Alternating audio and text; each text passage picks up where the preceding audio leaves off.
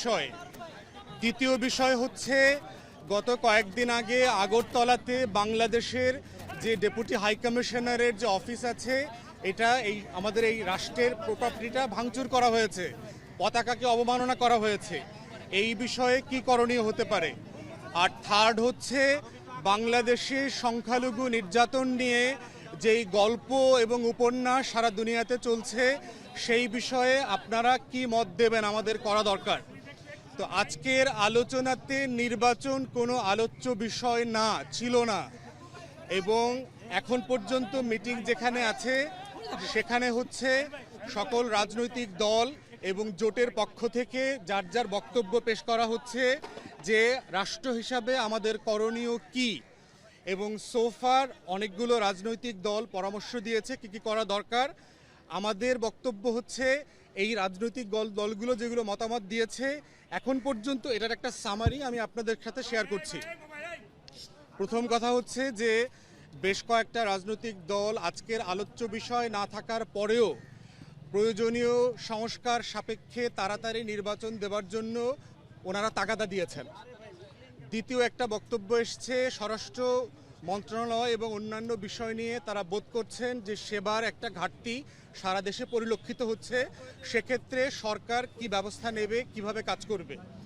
তৃতীয়ত একটা বক্তব্য এসছে, পরামর্শ এসছে যে সকল রাজনৈতিক দল যারা কথা বলেছেন, ফ্যাসিবাদ বিরোধী আন্দোলন, সবাইকে, রাষ্ট্রকে এবং সরকারকে আশ্বস্ত করেছেন যে বাংলাদেশের স্বাধীনতার প্রশ্নে, সার্বভৌমত্বের প্রশ্নে এবং জাতীয় স্বার্থের প্রশ্নে আমরা সবাই আপনাদের পিছনে আছি, আপনাদের সিদ্ধান্ত এবং এই লড়াইয়ের সাথে আমরা অংশীদার।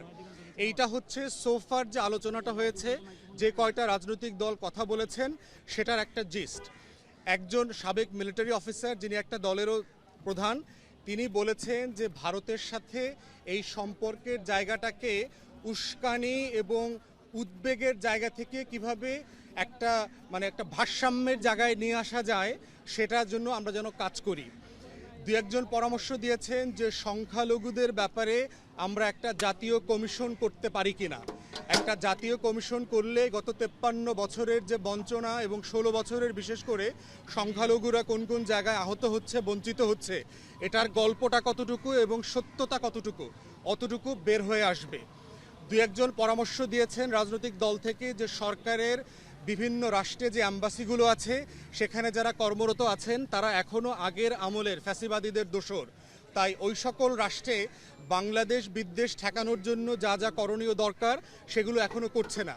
সেক্ষেত্রে ওই দূতাবাসগুলো থেকে অফিসারদেরকে উজ্জ্ব করে দেশপ্রেমিক গণ অভ্যুত্থানের পক্ষের যারা অফিসার্স আছেন তাদেরকে এঙ্গেজ করা দরকার। এই যে আমাদের বিরুদ্ধে প্রপাগান্ডাটা হচ্ছে এটাকে যেন অ্যাড্রেস করা যায়।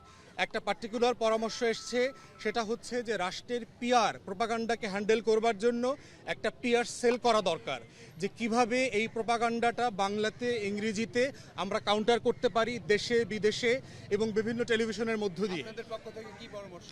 আমাদের দল এখনো কথা বলে নাই, তো আমরা অন্যান্য দল যারা কথা বলেছেন তাদের এই সামারিটুকু আপনাদের সাথে শেয়ার করছি।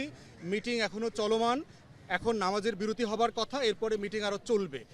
প্রধান উপদেষ্টা ওনার ব্রিফিংয়ে বলেছেন যে বাংলাদেশ রাষ্ট্রে গণ অভ্যুত্থানের জায়গা থেকে আমরা সামনে এগোবার কথা ছিল, কিন্তু একটা মহল আমাদেরকে আবার গণ অভ্যুত্থানের আগের জায়গার সেই ফ্যাসিবাদী জায়গাতে ফিরিয়ে দিতে চায়, নিয়ে যেতে চায়।